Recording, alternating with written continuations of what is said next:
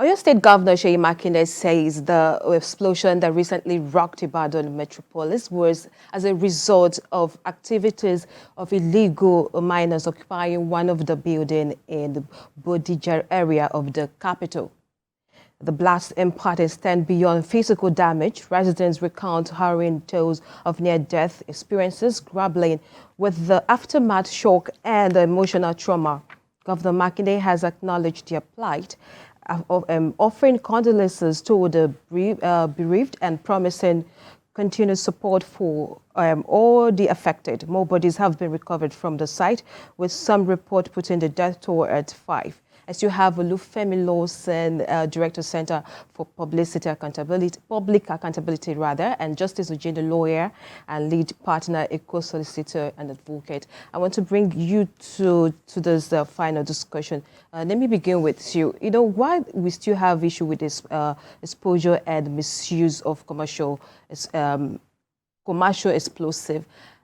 I don't know if you remember the House of Rep calling for a stop in giving licenses to, importing this explosive. Why do you think we are still here? Why do you think we are still having these cases? Okay, for me, I think it's actually failure of state, failure of security. That is why we are here. And thank God that we are not even in this situation that Lebanon, for example, has found itself, because the Lebanese, I think they had a similar explosion, even though it's on a larger scale about 2 years ago or 3 years ago, and their economy till now has tanked just because of a similar explosion of indiscriminate storage of things like this. So if this is happening, it shows that the operatives, the agencies of government, the police and all, they are not doing a yeoman's job with respect to this. I don't also want to believe that this is an isolated case of storage. This should be a wake-up call for them to actually be on the lookout and on the hunt for persons or organizations who are in the mining business, whom they have not been vigilant to observe the way they move or store these things, and for them to quickly trace them and ensure that they work by the books. Because if that is not done, this won't be the only instance, and we pray that we don't have worse cases. Let me still stay with you. You're a lawyer, and I guess what you're talking about is more like regulatory measures. Do you think we have it, like we are doing the right thing? Are we regulating enough of these explosive devices? Definitely. The laws are in place to prevent this kind of storage indiscriminately within residential areas of whatever amount of explosives. So it is not even little storage of little quantity is not actually permissible. That it was even stored to this extent and to cause this kind of gargantuan kind of damage is a total breach of the law, total breach of regulations. And it's a grand show that maybe some people that are supposed to be enforcing are looking the other way, maybe because don't let's speculate now as to probable reasons. But this should be a wake-up call for them to retrace their steps and ensure that whatever laxity that resulted in this kind of scenario does not repeat itself. Well, Femi, let me come to you. I want to believe that there should be a standard provision for storage of these devices. But why residential areas? Why should we even see this in residential areas? To be factual, we have more of these devices stored in residential areas in Ogun State, in Bodija, Ibadan, Birnin Kebbi, Lafia, Nasarawa, Kefi, or wherever. Do you know why? I will continue to have this if we don't take the shortcut to preventing this. A miner comes from Senegal or Mali to exploit, maybe gemstone or whatever precious stone in Igbeti in Oyo State. He goes to Abuja to obtain license for mineral resources deposited in Okeogun, area of Oyo State.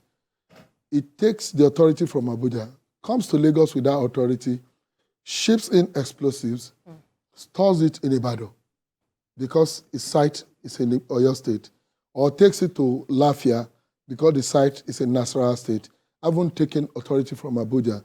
Therefore, the government of Oyo State, government of Nasarawa, or wherever the site is located, has no supervisory role, has no authority, has no even knowledge of whatever is happening within their vicinity, because the authority to authorize mining activities is given by a minister in Abuja, whose business is to give approval and get the necessary revenue, while the resources are explored in a state some hundreds of kilometers away from where. So you will continue. As I speak to you, there are a lot of places where explosive devices are stored. And, you know, Governor of Oyo State defined them as illegal miners, but I don't want to absolutely agree with the governor that they're illegal miners, because if you go deep further, you realize that these are people who have licenses from Abuja to mine resources in this state. What is the shortcut to this? Let the states monitor, supervise, and control whatever is mined in their backyard, in their vicinity, and pay the necessary due to Abuja.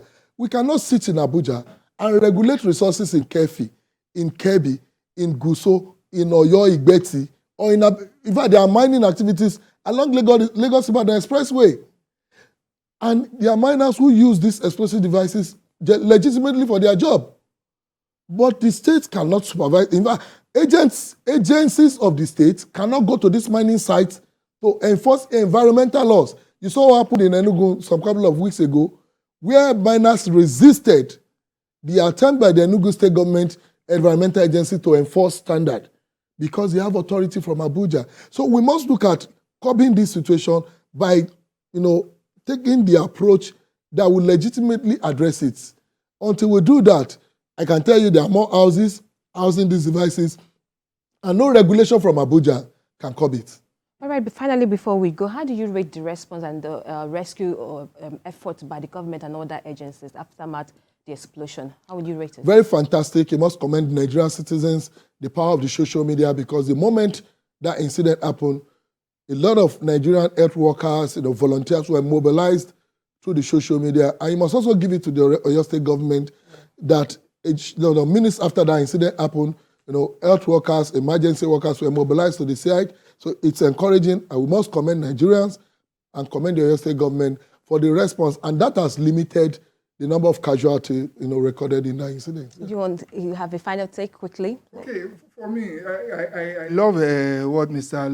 Lawson actually said with respect to enforcement by states. I feel that there are extant state laws. I've been in situations where I know that the states, in mining situations where I know that the states actually use the extant state laws to prosecute illegal miners or even legal miners that got their licenses from Abuja, and I saw them win in such situations. I've seen the Lagos State government environmental team in action that defeated the technicality of the lease from Abuja. And I feel that the states too can explore that. But again, we must amend Section 43 and 44 of our Constitution that makes mining or natural resources something that we have to go cap in hand from at state level to go and perpetually beg the federal government for some of the federal government power when it comes to revenue generation or earnings should be devolved to the state. And mining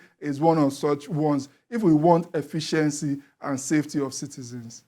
Thankfully, the president has set up a panel to look into the actual cause of this whole thing, and hopefully someone will be held accountable for this thing. I want to thank you, gentlemen, for joining me. Thank you, Mr. Olufemi Lawson. I've been speaking with Mr. Olufemi Lawson, Executive Director, Center for Public Accountability and Justice, Ojeno lawyer and lead eco-solicitors and advocate. Thank you, gentlemen, for coming on the show. Great pleasure.